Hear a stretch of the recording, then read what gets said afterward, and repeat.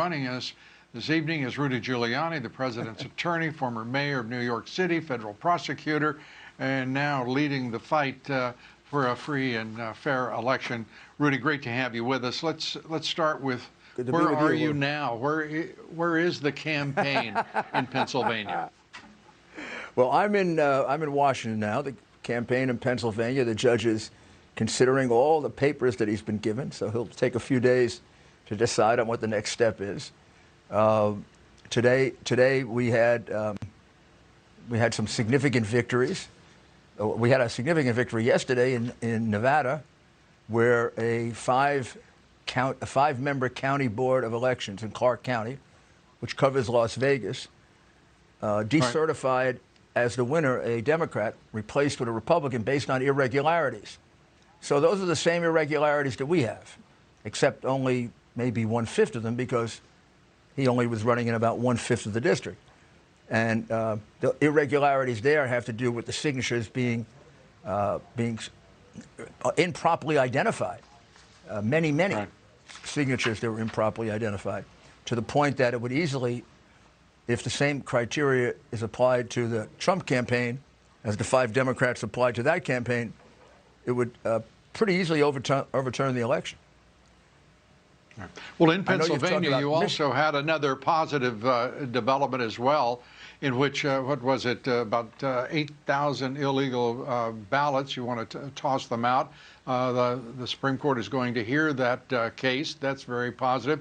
The issue of also observers in Pennsylvania, the suggestion that observers don't have to watch, they just simply have to be present. That seemed to be the conclusion of the court. Was that your takeaway? Lou, of all the political decisions and the kind of awful things judges have to do when they act like political hacks, this may be the worst. The law of Pennsylvania says that when you're counting these ballots, you must have both Republicans and Democrats present.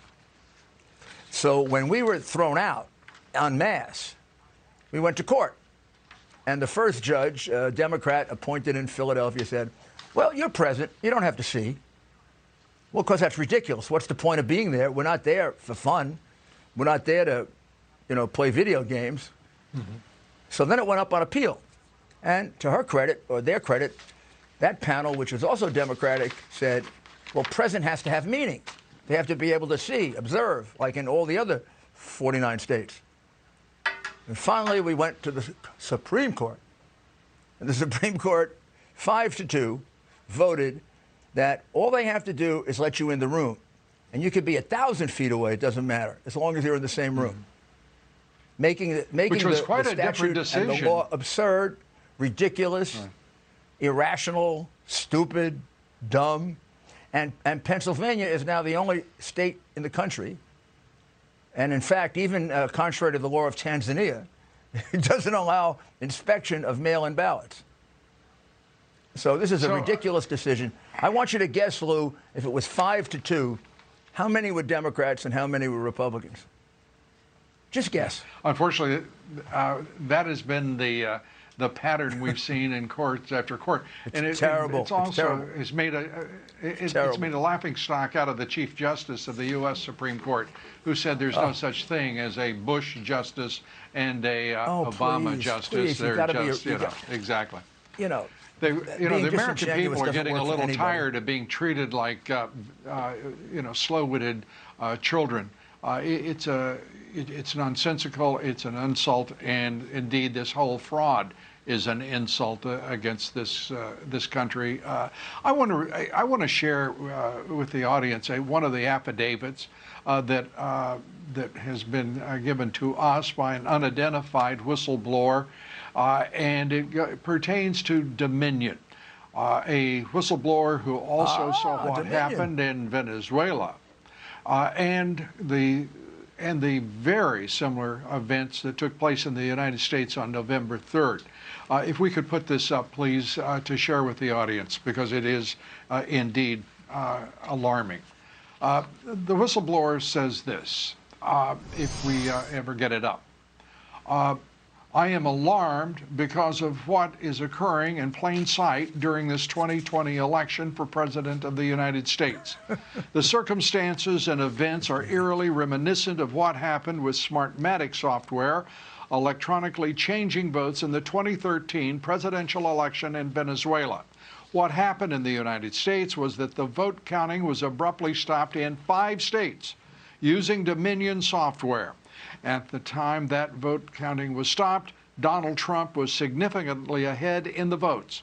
Then, during the wee hours of the morning, when there was no voting occurring and the vote count reporting was offline, something significantly changed.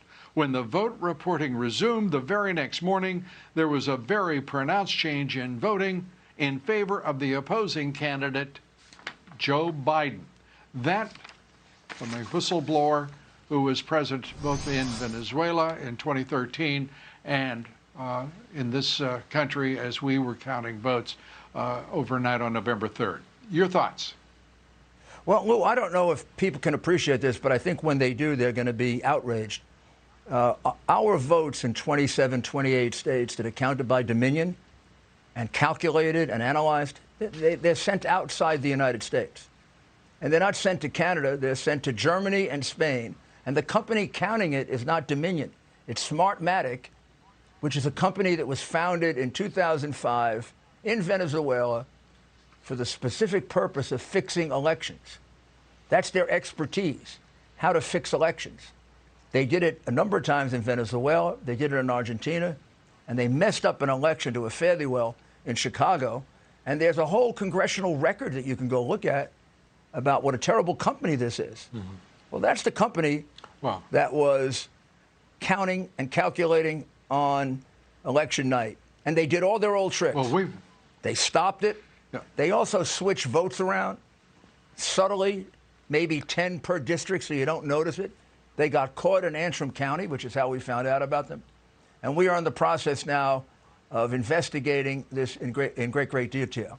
But I mean, just the mere fact that we have a foreign country, we have this in a foreign country, done by friends of an enemy of the United States, Maduro, is outrageous and has to stop immediately. It's outrageous, and it's all the more outrageous because Dominion and Smartmatic were denied use in the state of Texas, which called them out for what they are. They have a clear record. Democratic senators sending letters in 2019, joining with Republicans now in decrying the reliability and the ability of that system to avoid manipulation and fraud, without any one of these secretaries of state in various states responding and shutting them down. Well, Lou, the amazing thing is, Carolyn Maloney, a congresswoman from Manhattan, wrote a letter in 2006, 2007, explaining everything I just said. We shouldn't be using this company that was founded by Chavez to call votes in America because their specialty in Venezuela is cheating. Well, apparently the governors signed them up and never bothered to do any due diligence of any kind.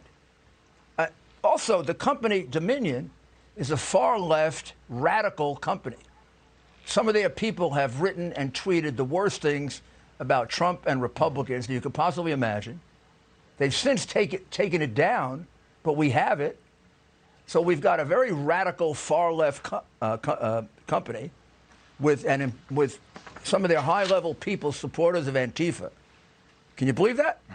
And they're using a Venezuelan company as the vote counter, which is known for changing votes, and also known to have the most insecure computers in this business.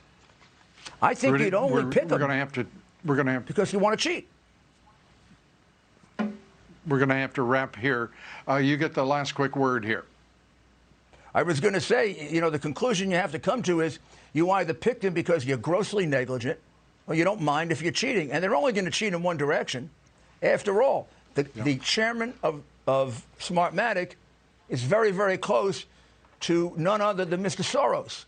So how do you think they're going to cheat? They're going to cheat Democratic. They're going to cheat left wing. They're going to cheat radical. That's what they are.